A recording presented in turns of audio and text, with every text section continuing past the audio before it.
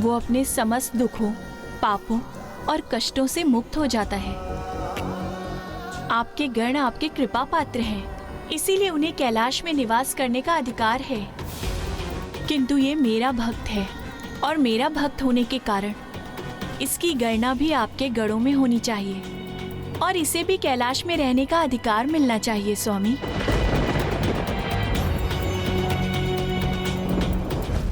किंतु माता, कैलाश में तो पिताश्री के प्रमुख गण नंदी जी भी निवास करते हैं ना। और ये तो सर्वज्ञात है ना माता कि सिंह और वृषभ अपनी चिर शत्रुता के कारण एक साथ कदापि नहीं रह सकते। पुत्र, कैलाश जैसे पावन स्थान पर शत्रुता का भाव कहाँ रह सकता है?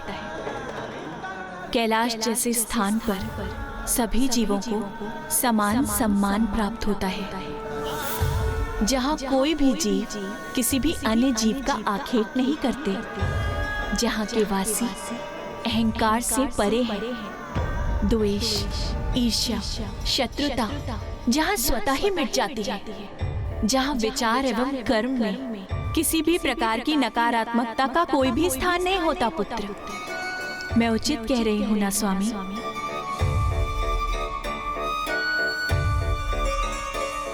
ये कैलाश ही है जहाँ महादेव के सर्प, पुत्र गणेश के मूषक, पुत्र कार्तिकेय का मयूर प्राकृतिक स्वभाव से शत्रु होते हुए अपनी शत्रुता के भाव से रिक्त होकर शांति और सौहार्द से एक साथ विचरण करते हैं। उसी प्रकार नंदी और सोमनंदी भी एक साथ यहाँ निवास करेंगे। आपने सर्वथा सत्य कहा प्रिय। जहाँ शत्रु पैर फूलकर मित्रता अपना ले, वही तो कैलाश है। मैं आपके सिंह सोमनंदी को अपने गणों में स्थान देकर अपने कैलाश में निवास करने की अनुमति प्रदान करता हूँ।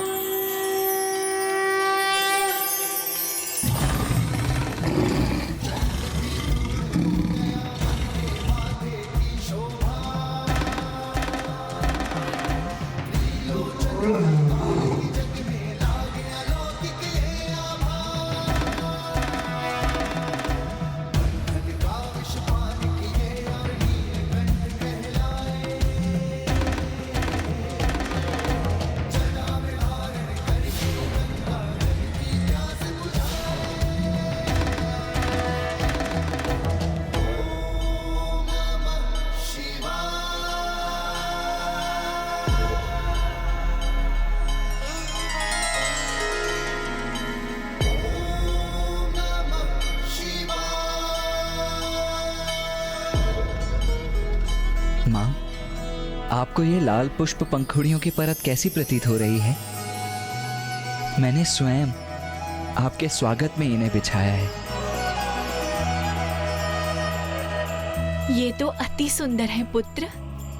और माँ, ये रंगोली मैंने बनाई है, कैसी है?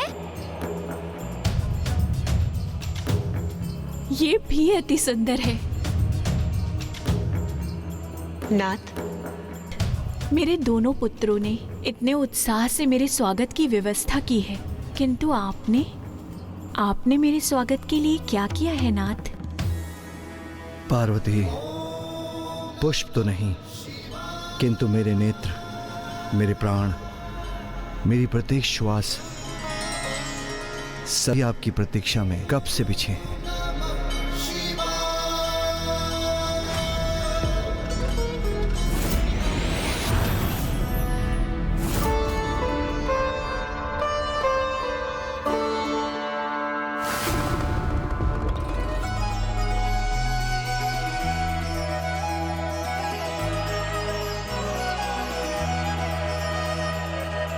सूरज चमके माथे पर कुमकुम। आज मैं अपने दिव्य स्वरूप में हूँ, तो आपकी दृष्टि एक टक मुझ पे ही टिकी हुई है। इसके पूर्व तो आपको मेरी दिव्यता में दोष दिखाई दे रहा था ना नाथ?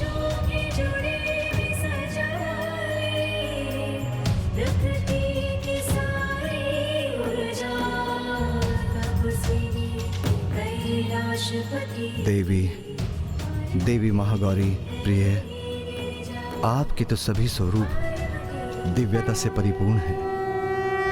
उनमें कोई दोष कहाँ, और मुझे आपके प्रत्येक रूप से अपार स्नेह है। मैं आपकी निंदा करने की तो कल्पना भी नहीं कर सकता, किंतु आपको अपना वास्तविक परिचय स्मरण हो।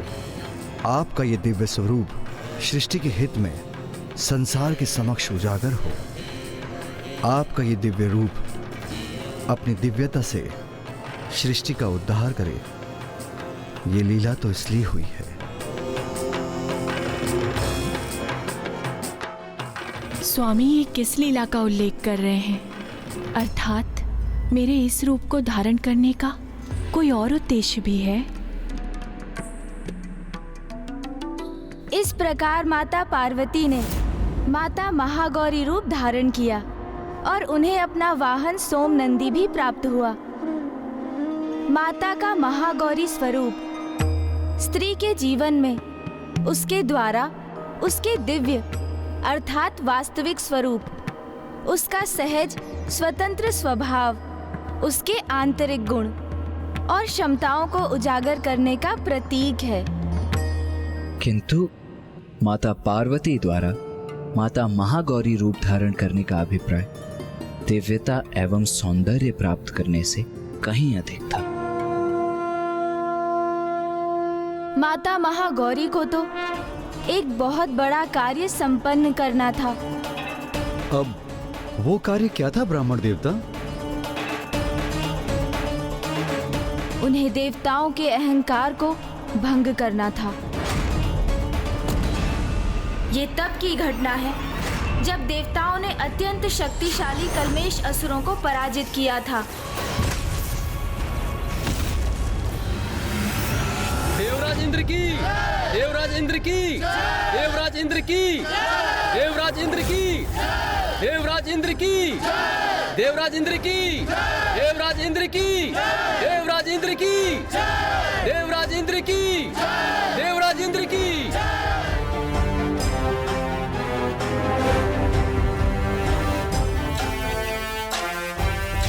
देवगण, एक बार पुनः हमने मेरे देवराज इंद्र के कुशल नेतृत्व में दुष्ट कल्मेश असुरों को धूल धूसरित कर दिया। देव मंत्री, बताइए क्या समाचार है? देवराज, असुर तो अब पाताल में ही छिपे रहने पर विवश हैं और पृथ्वी पर भी यज्ञ आदि सुचारू रूप से गतिशील हैं, जिसके कारण हम सभी देवताओं को बिना किसी बाधा के हमारा भविष्य प्राप्त हो रहा है। और मेरा विचार है देवराज, अब असुर पुनः कभी भी स्वर्ग पर आक्रमण करने का दुस्साहस भी नहीं कर सकेंगे। और यदि उन्होंने ऐसा प्रयास किया भी तो हम उन्हें रौंद कर रख देंगे। अब असुर अपने तक ही सीमित हैं, तो फिर जब वो हमारे प्रति कोई दोषपूर्ण व्यवहार नहीं कर रहे हैं, तो अब देवताओं के मन में उनके प्रति इतनी हिंसा क्यों है? देवगुरु, असुरों के स्वभाव से आप भी अनभिज्ञ नहीं हैं। मुझे ज्ञात है कि वो शांत है, किंतु वो कितने समय के लिए ऐसे ही शांत रहेंगे इसका कोई प्रमाण नहीं। यदि हमने उन्हें अब अनदेखा किया तो वो कुछ ही समय में हमें सताने हेतु यहां प्रस्तुत हो जाएंगे। इसलिए उनके प्रति हिंसा का भाव ही सर्वथा उचित है। इससे पूर्व कि वो हमारे लिए कोई संकट उत्पन्न करे, हमें उनका अंत कर देना चाहिए। आखेट, इन असुरों का आखेट करना चाहिए हमें। आखेट, आखेट, आखेट। देवगण, यही उचित समय है। हमें असुरों के लिए आखेट का आयोजन कर एक एक असुर को पाताल से खदेड़ कर उनका अंत कर देना चाहिए। हाँ, ये सर्वथा उचित है देवराज। हम इस आखेट को एक क्रीड़ा बना लेंगे और उस आखेट क्रीड़ा से इन दुष्ट असुरों में भय और आतंक उत्पन्न करेंगे।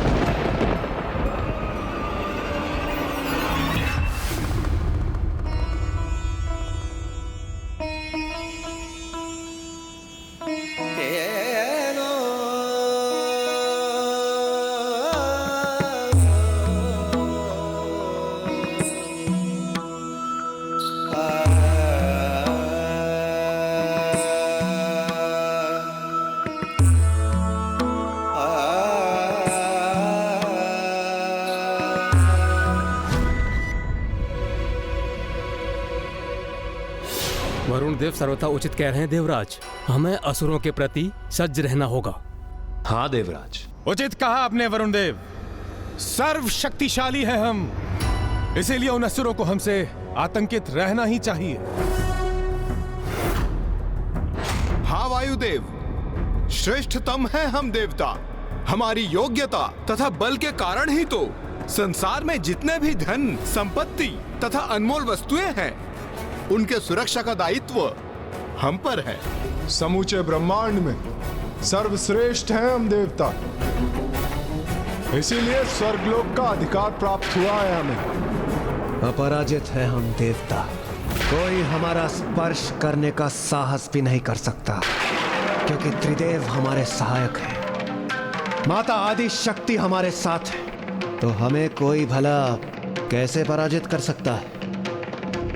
हमें असुरों के लिए अखेट का आयोजन कर एक एक असुर को पाताल से खदेड़ कर उनका अंत कर देना चाहिए। इसलिए उन असुरों को हमसे आतंक। समूचे ब्रह्मांड में सर्वश्रेष्ठ है हम देवता, श्रेष्ठतम है हम देवता। असुरों को पराजित कर देवताओं में अहंकार का समावेश हो गया था। उन्हें अपने सर्वशक्तिशाली होने पर घमंड जो हो गया था। और सभी के भीतर सदा उपस्थित रहने वाली शक्ति स्वरूपा माता को देवताओं के इस अहंकार का आभास हो गया था। नहीं, ये उचित नहीं। देवताओं का उनकी शक्तियों पर अहंकार सर्वथा उचित नहीं, क्योंकि व्यक्ति का दंभ सदा उसके पतन का कारण बनता है। मुझे देवताओं को सुपथ पर लाना ही होगा, अन्यथा उनका ये अहंकार उनकी दुर्बलता का कारण बन जाएगा और वो पुनः असुरों से पराजित होकर स्वर्ग को खो बैठेंगे और संसार धर्म संकट में पड़ जाएगा।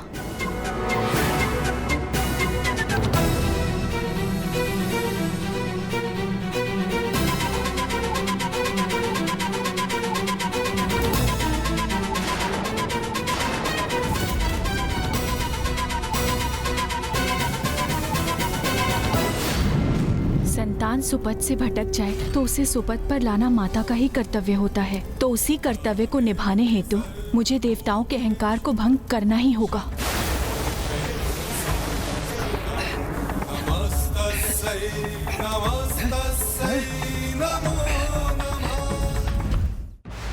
क्या हो रहा है ये? कैसा प्रकाश है ये?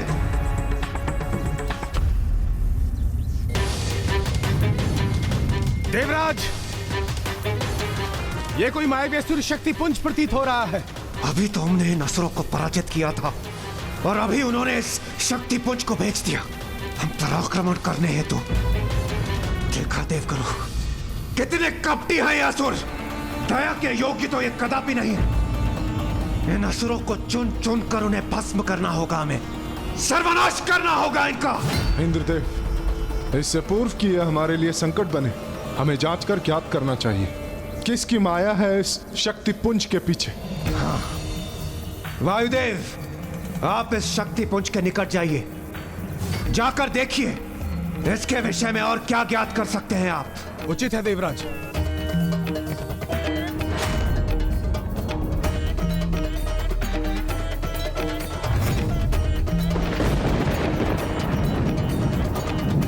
कौन हो तुम? किसकी शक्ति हो तुम?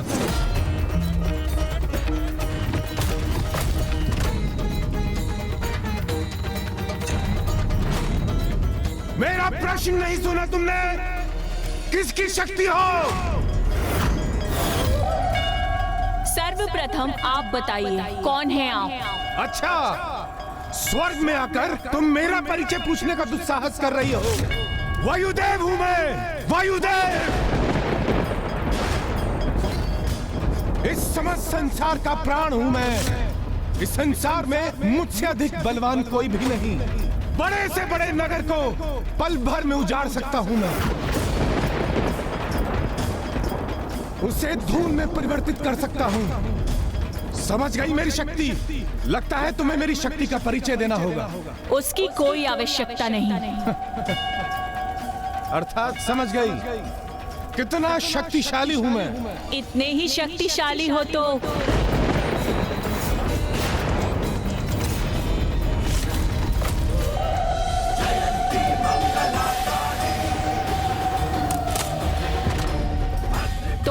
तिनके को इसके स्थान से उड़ाकर दिखाओ। मुझसे परिहास कर रही हो तुम? नहीं, ये परिहास नहीं, अपनी शक्ति प्रमाणित करो। मेरा परिचय सुना ना तुमने? ज्ञात है ना कौन हूं मैं? ये तुच्छ तिनका मेरे समक्ष कुछ भी नहीं। प्रतीत होता है बस बातों के धनी हो तुम। इतनी बड़ी बड़ी बातें जो कर रहे हो और एक तिनके को उसके स्थान से हिला नहीं सकते। मुझे चुनौती दे रही हो तुम? उचित है, इस तिनके के साथ साथ तुम्हें भी उड़ा कर रख दूंगा मैं।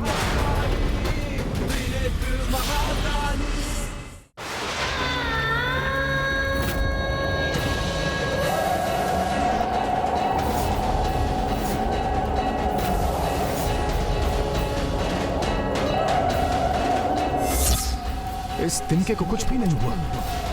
ये कैसे संभव है? यह अवश्य कोई माया है। मुझे अपनी शक्ति का परीक्षण करना चाहिए।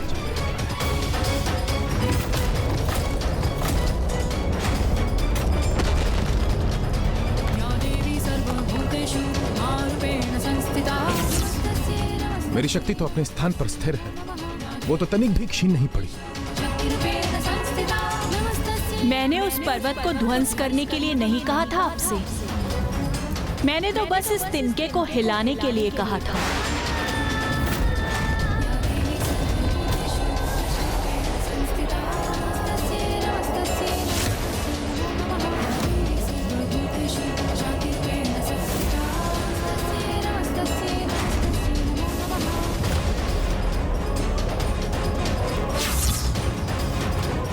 असंभव!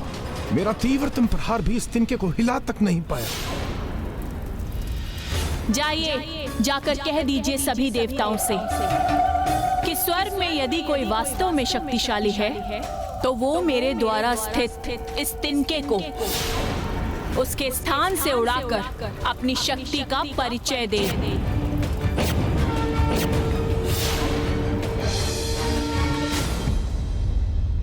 ये वायुदेव को लौटने में इतना समय क्यों लग रहा है? देवराज! वायुदेव, वायुदेव बताइए क्या उपाय किया आपने? बताइए क्या ज्ञात किया आपने? ये दृष्टि बाधित करने वाला प्रकाश उत्पन्न क्यों हो रहा है? देवराज, वो कोई असाधारण सी शक्ति है। ऐसा प्रतीत पड़ता था मानो उस अग्नि के भीतर कोई अत्यंत ही शक्तिशाली मायावी स्त्री स्थित हो, और आप उस मायावी स्त्री को पराजित करने में अक्षम रहे।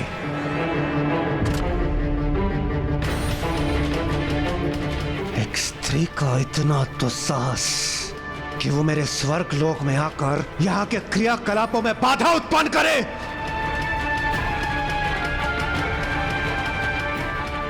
इसका उचित पाठ मैं उसे अवश्य सिखाऊंगा। वो शक्ति जो भी हो, समस्त देवताओं को प्रत्यक्ष चुनौती दी है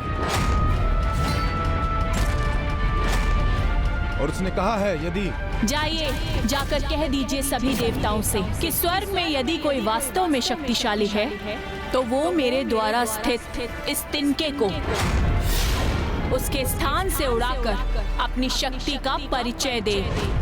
तो मात्र एक तिनके को उड़ाने में अक्षम रहे हैं आप वायुदेव।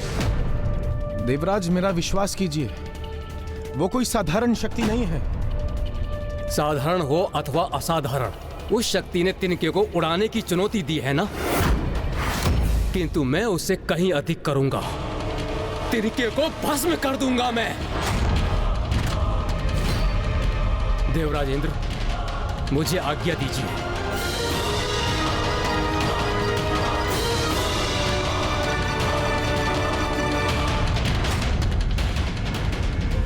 आइए देवगणों, कदाचित यही उचित समय होगा आप सबके भीतर समा चुके बल के अभिमान और दंभ को चूर करने का।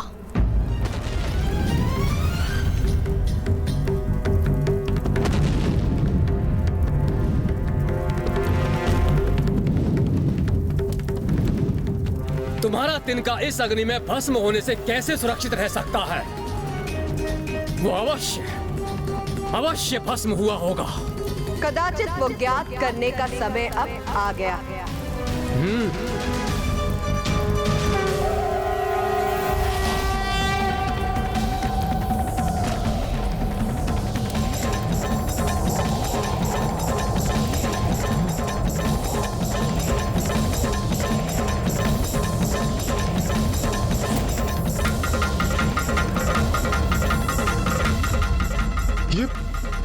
ये शक्ति तो स्वयं अग्निदेव को अपने भीतर समाहित कर रही है, किंतु ये कैसे संभव है? ये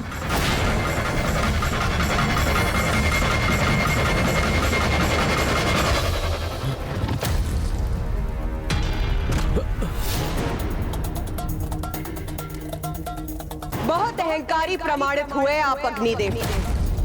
अपनी श्रेष्ठता स्थापित करने के लिए आप देवताओं के स्थान स्वर्ग को भी भस्म करने के लिए आतुर थे। मुझे ज्ञात है यहाँ क्या घटित हुआ है। आप सभी देवता अपने सुरक्षित स्थान से उसके साक्षी।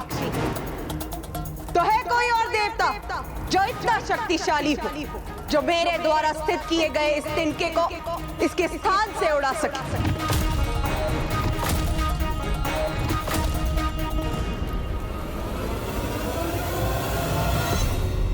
इसका इतना दुस्साहस इस मायावी स्त्री का जो ये हम देवताओं को चुनौती दे रही है, इसका अभी इसी क्षण प्रत्युत्तर देना होगा। देवराज इंद्र माता की दिव्यता स्वीकार करने के स्थान पर उन्हें एक आसुरी शक्ति ही मानते रहे। अहंकार का अंधकार सत्य का परिचय कहां होने देता है भला। देवताओं के अहंकार ने उनकी दृष्टि और बुद्धि दोनों को ही भ्रमित कर दिया था महाराज। वो ये देखने और समझने में असमर्थ थे कि उनके समक्ष कोई मायावी शक्ति नहीं, अपितु स्वयं माता महागौरी अपने तेजोमय रूप में थी। फिर क्या हुआ ब्राह्मण देवता? फिर अपने दंभ और क्रोध का प्रदर्शन करते हुए इंद्रदेव के साथ समस्त देवता माता से संघर्ष करने के लिए तत्पर हो गए।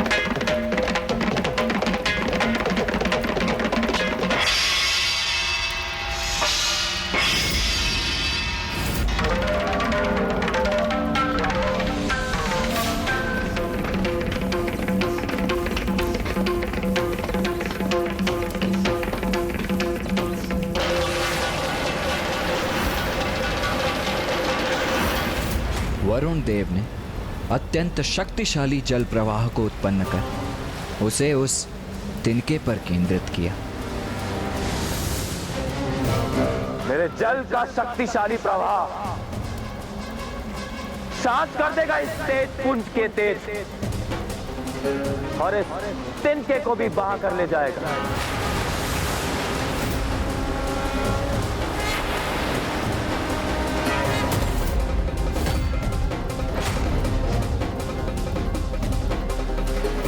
किंतु माता के तेज पुंज का स्पर्श करते ही वरुण देव द्वारा उत्पन्न जल वाष्प में परिवर्तित होकर वायु में समाहित हो गया।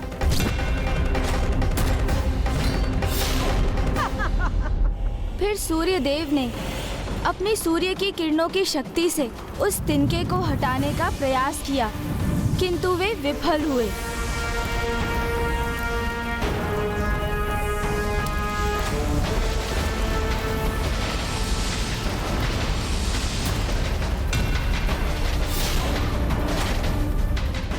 जिसके उपरांत कुबेर देव जी ने भी अपनी गदा का प्रयोग किया।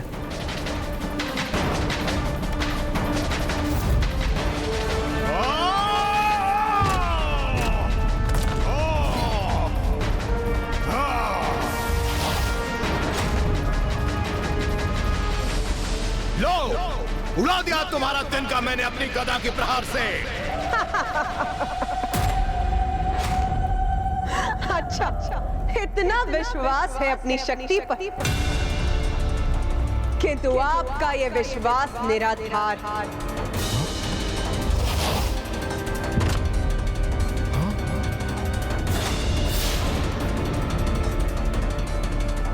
कोई आसुरी शक्ति नहीं, ये अवश्य कोई दिव्य शक्ति है।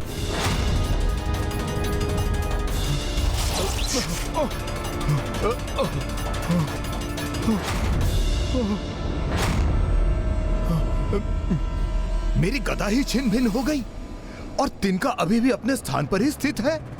कैसे संभव है ये? एक एक करके सभी देवता पराजित हो रहे थे और इस घटनाक्रम के प्रत्यक्षदर्शी देवराज इंद्र के क्रोध में निरंतर वृद्धि हो रही थी। और जब सब देवता असफल हो गए तो स्वयं देवराज इंद्र ने प्रयास करने का निर्णय लिया। बस इतना ही तपोबल है आप देवताओं का। आप सभी अपनी संपूर्ण शक्ति का प्रयोग करके भी इस तिनके को इसके स्थान से नहीं उड़ा सकी। मायाविनी, मेरी शक्ति के समक्ष तुम्हारा तिनका तो क्या, स्वयं तुम भी नहीं टिक पाओगी।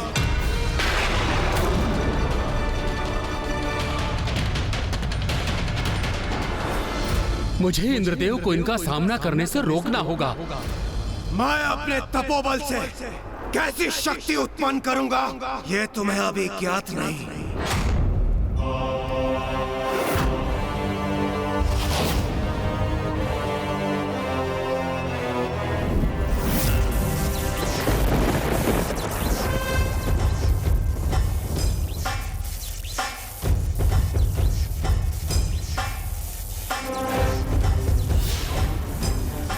देवराज इंद्र हूं मैं, और मैं अपनी वज्र शक्ति से तुम्हारे इस तिनके को भस्म कर दूंगा।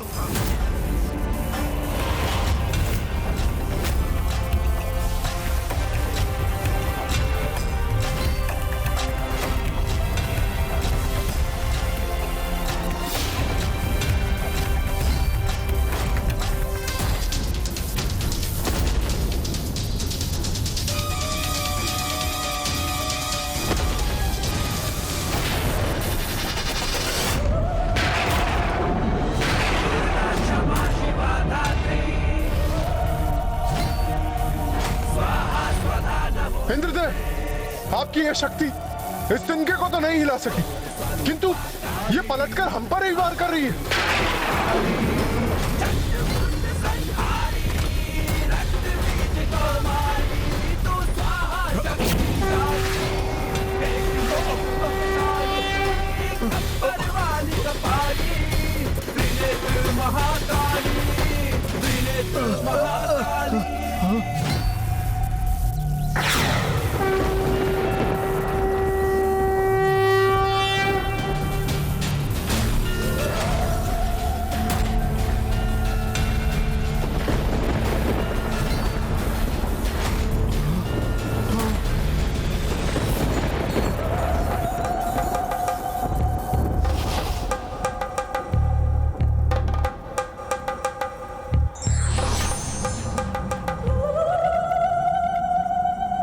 आपने मेरी वज्र की शक्ति को बांध लिया, उसकी दिशा को परिवर्तित कर उसे मेघों में समाहित कर हमारी रक्षा की है आपने।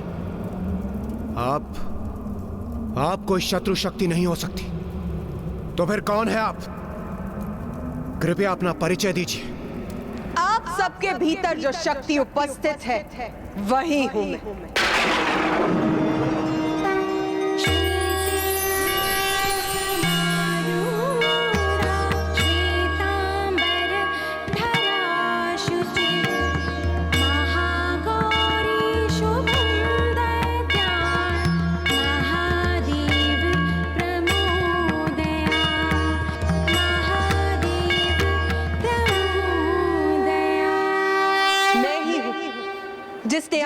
असुरों पर विजय प्राप्त करने का सामर्थ्य प्रदान किया। आप सभी अपनी शक्ति के अहंकार में डूब चुके थे, इसीलिए आपको यह स्मरण कराने हेतु कि अहंकार सदा विनाश का कारण बनता है। आप सभी के अहंकार को नष्ट करने के लिए मुझे स्वयं यहाँ प्रकट होना पड़ा, और वैसे भी उस शक्ति पे अहंकार करने का क्या औचित्य जो आपकी है ही नहीं, क्योंकि जिस शक्ति पर आपको इतना दम वो तो स्वयं मैं हूं।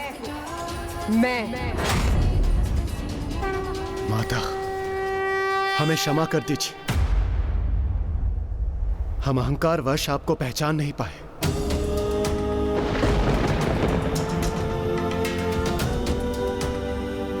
माता, हमसे बहुत बड़ी भूल हो गई, हमें क्षमा कर दीजिए माता।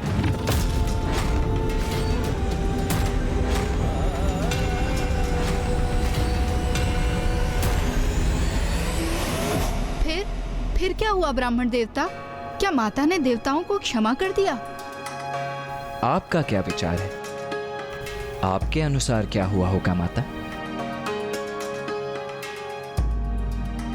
माता तो जगत जननी है, कितनी भी क्रोधित क्यों ना हो, उनका हृदय एक क्षमाशील माता का ही है, इसलिए उन्होंने अवश्य देवताओं को क्षमा कर दिया होगा। आप सर्वथा उचित कहती है माता। यदि उनका भक्त अपनी भूल को स्वीकार कर लेता है तो माता उसे अवश्य क्षमा करती हैं, क्योंकि भूल तो किसी से भी हो सकती है, किंतु आवश्यक तो ये है कि अपनी भूल को समझकर क्षमा याचना कर उस भूल को सुधारने का संकल्प लिया जाए। तो माता, महाराज, देवराज इंद्र एवं समस्त देवताओं ने माता महागौरी का स्तुति गान किया, जिससे माता का क्रोध शांत हुआ और माता ने देवताओं को क्षमा भी किया। आप सभी निष्कपट और निष्ठा भाव से अपनी भूल का प्रायश्चित कर रहे हैं, इसीलिए मैं आप सभी को क्षमा करती हूँ। किंतु स्मरण रखिए, देवता हैं आप, जगत कल्याण कर्तव्य है आपका, इसीलिए सदा अपने कर्तव्य के लिए सजग रहिए और दोषपूर्ण आचरण से सदा स्वयं को दूर रखिए।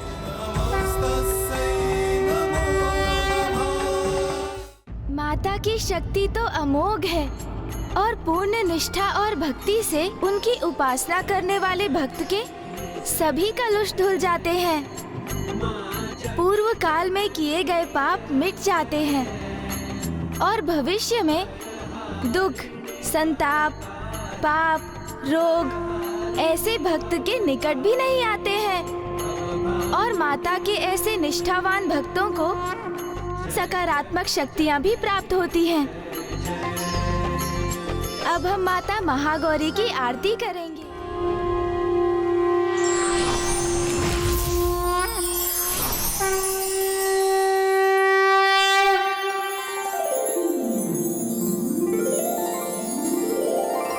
कल नवरात्रि का 9वां दिवस है।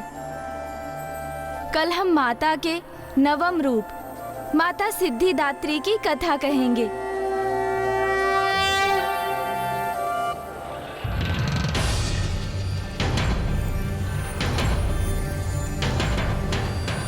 आज नवरात्रि का 9वां दिवस है।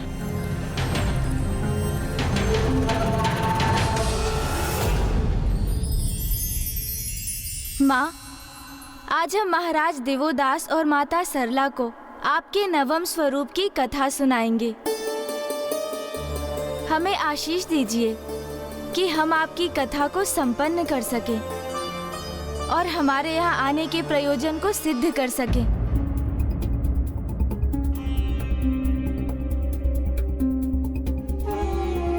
भैया, क्या हुआ?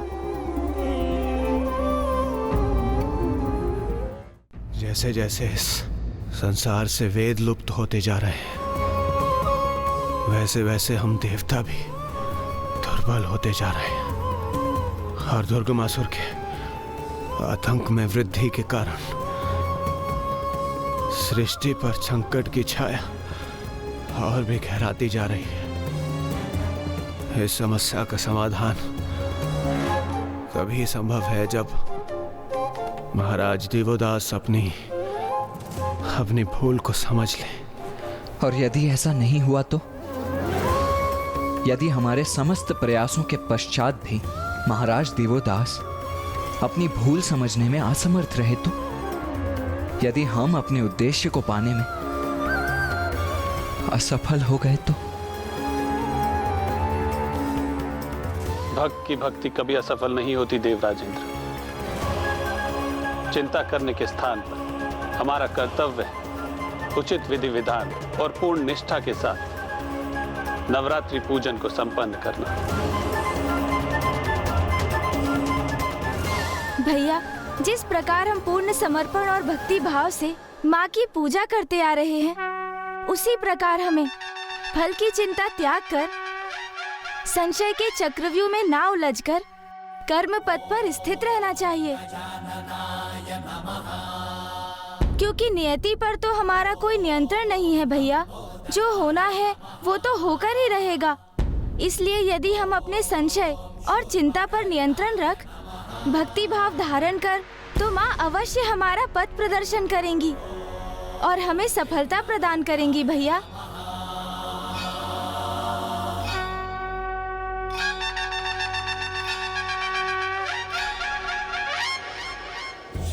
ब्राह्मण देवता, मैं माता के नवम स्वरूप की कथा श्रवण करने के लिए अधीर हो रही हूँ। मैं भी आप दोनों को माता के नवम रूप की कथा बताने के लिए अत्यंत आतुर हूँ माता, क्योंकि इसके पश्चात ही महाराज देवोदास का अंतिम चित्त भी जागृत हो जाएगा और उन्हें ज्ञात हो जाएगा कि उन्होंने पिताश्री को उनकी काशी से और माता को पिताश्री से विलग कर कितनी बड़ी भूल कर दी है। महादेव, काशी में एक ही राजा हो सकता है। यदि मुझे यहाँ राज्य करना है तो आपको यहाँ से प्रस्थान करना होगा।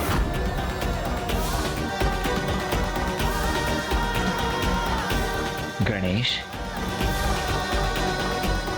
माता का नवम स्वरूप अर्थात माता सिद्धिदात्री।